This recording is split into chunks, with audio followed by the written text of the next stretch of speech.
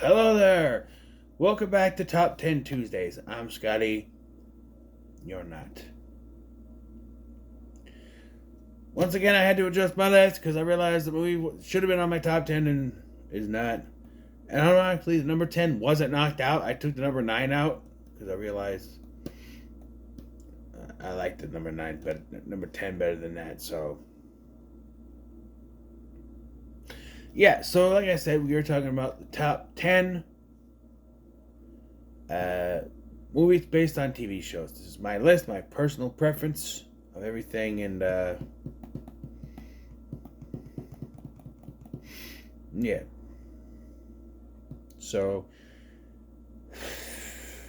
without further ado, number 10, Josie and the Pussycats. I think maybe it's played in the credits, but I don't mind this movie. I like the commentary on this, where it's like, on marketing and stuff and how that works. And yeah, you should hear those bands that die in plane crashes, but you don't think, according to this, it's like, oh, because we don't want them anymore. But then Dusher is not the phone guest. One of the greatest, they say fake songs, but like if it's on the soundtrack, it's not really fake, right? Songs by fake bands, I guess. I'm your backdoor lover, come from behind with the lights down low. Backdoor lover, you and me, no one has to know. That song, it's stuck in my head, but and the other one they do too is fine, but yeah. And the cast is actually pretty good. You got Tara Reid, Richard Lee Cook, Rosario Dawson, Alan Cumming, Paula Costanzo from Road Trip and Animorphs for me. And Joey. I always forget to say he was Joey's nephew and Joey. And then Du Jour itself is made up of Breckenmeyer, Seth Green, and Donald Faison. I guess there's one more guy, but I don't know who that is. But yeah, saw the cast, and I don't think it's that bad. Oh boy, I'm gonna get into it. Number 9, Transformers, More Than Meets the Eye. So I don't hate all the Transformer movies like everyone, because everyone's like, oh, Michael Bay did it, so they all suck. I like the first one. I don't mind the third one. I don't mind the third one. There was one time my son and I were watching on TV, and it's actually not that bad. The Mark Wahlberg one's gonna go themselves. 2 is crap. And then the problem is these movies get entirely too long. This is 143 minutes as it is, and they keep getting longer and longer. Bumblebee is good, and I didn't mind the Beast one, Rise of the Beast, even though they should have just did a Beast Wars film, but you gotta have human characters. I guess you can't just do the Transformers, because that's not... I guess it would cost a lot of money to do a full-fledged all-season. No! Because you guys did a stupid-ass animated movie that I refused to watch because you retconned the relationship between Optimus and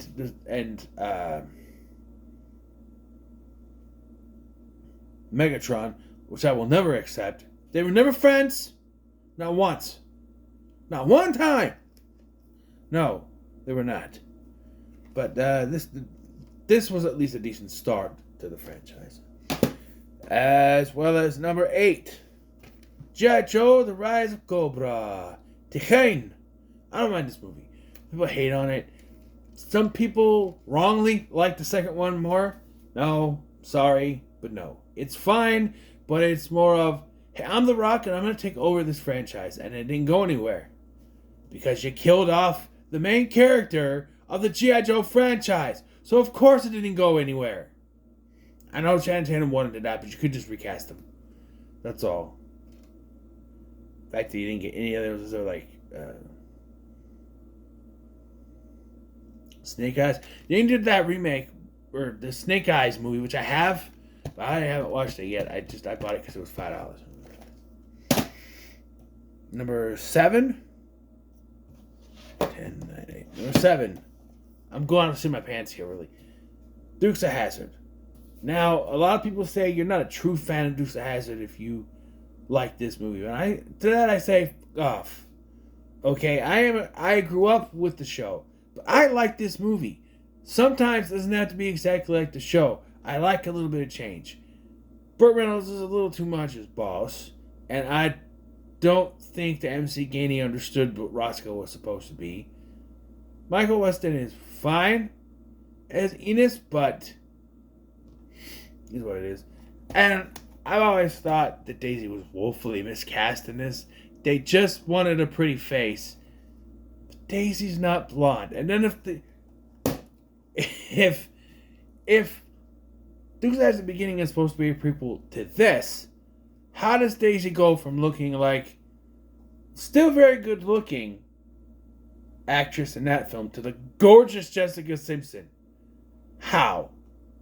Well, she got some work done. But I don't know. But yeah, I was like this. Roscoe, hey boo boo. Billy Prickett. He's wanted to visit the British girl in Atlanta. I like it. So, my original thing was I wanted to have movies based on them and not continuations.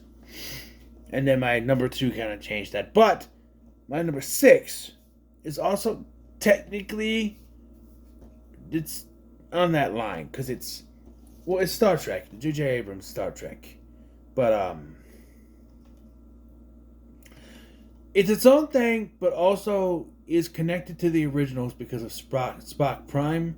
Apparently, the Romulan is also from that universe, but it is sort of its own thing.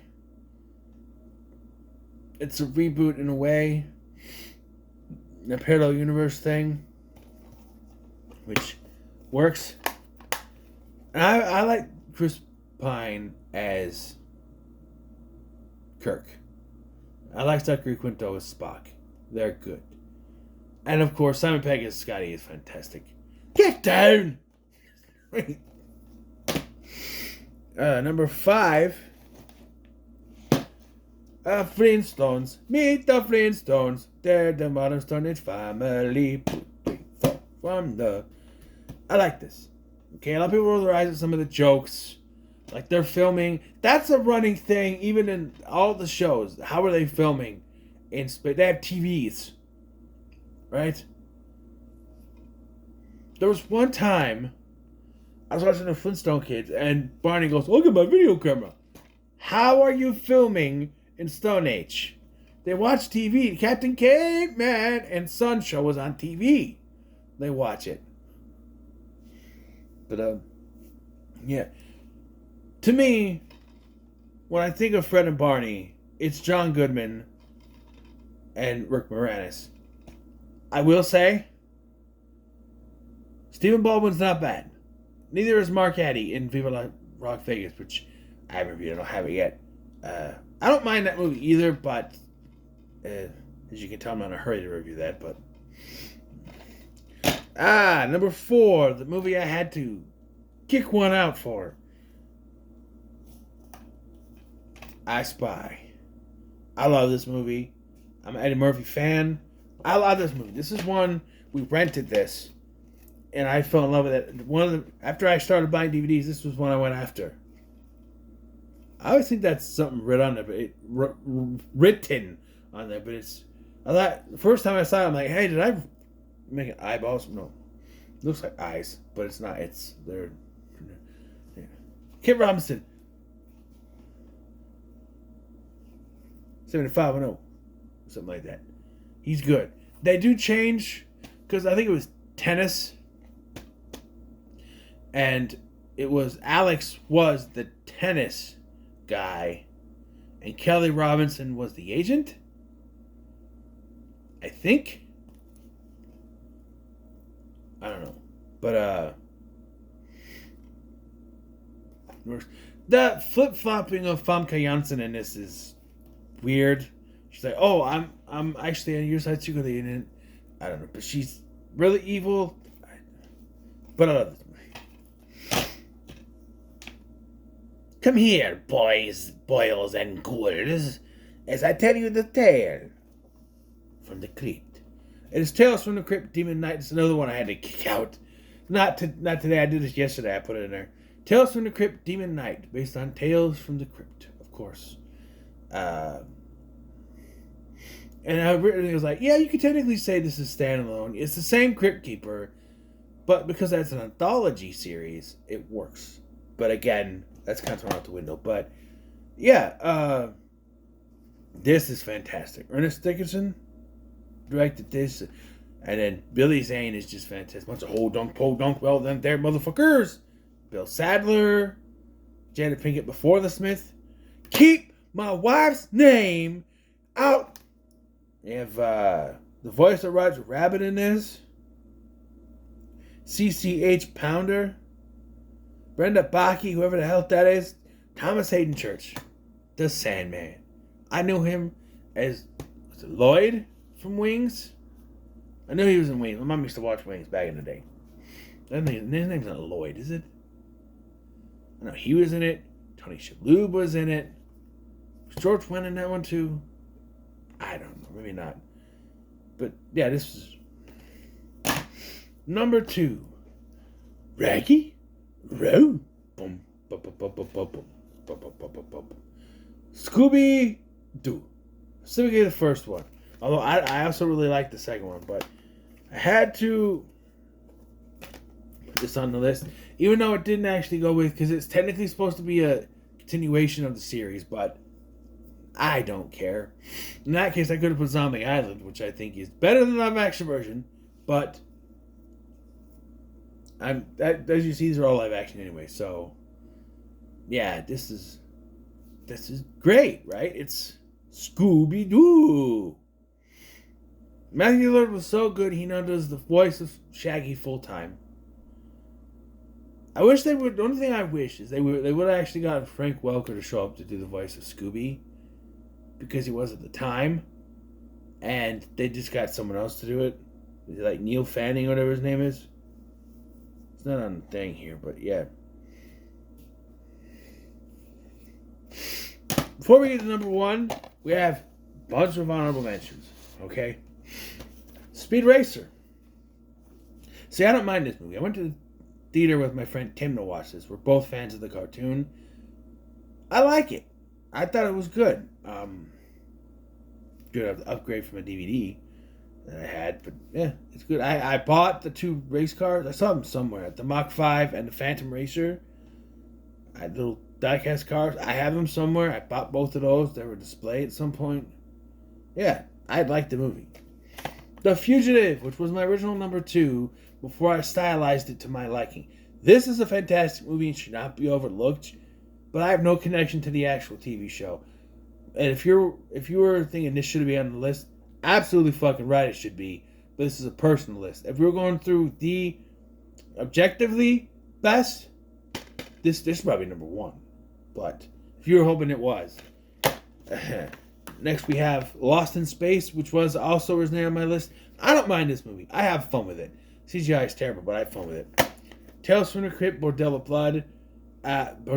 Blood. I don't mind this movie.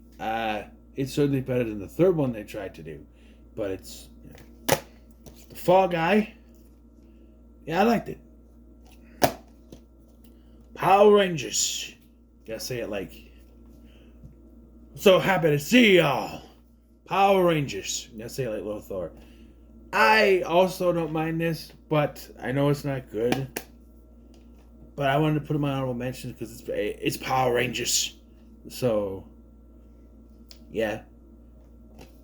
I mean, people want to make so much. Well, he didn't become a Power Ranger till the end. I kind of figured from the trailers that was going to be the thing. But I didn't realize how much it would take to get there. Fantasy Island. Let me explain. I don't know if people hate on this. I don't mind this. The twist is stupid, but it's the 2 Jeff Waldo films, or 3, but the 2 with Lucy Hale. This one's the better one, even though the twist doesn't really make any sense. But I like the twist in this better than the twist they did in Truth or Dare. So I don't mind this. I can put this on and have fun with it. Richie Rich. Recently reviewed this for Birth Month. The ATeam. Did not mind this movie at all. I like it. It's pretty... And of course, Robin Williams in Popeye, which I realized should have been my honorable mentions and my musicals, but isn't musical. I am what I am, and that's all that I am. Yes,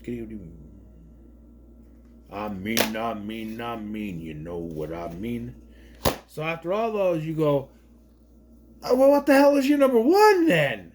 Because obviously I think you guys think it was like Fugitive or something. No, my number one, and I said this before when I did the review, this is the best way to adapt a TV show.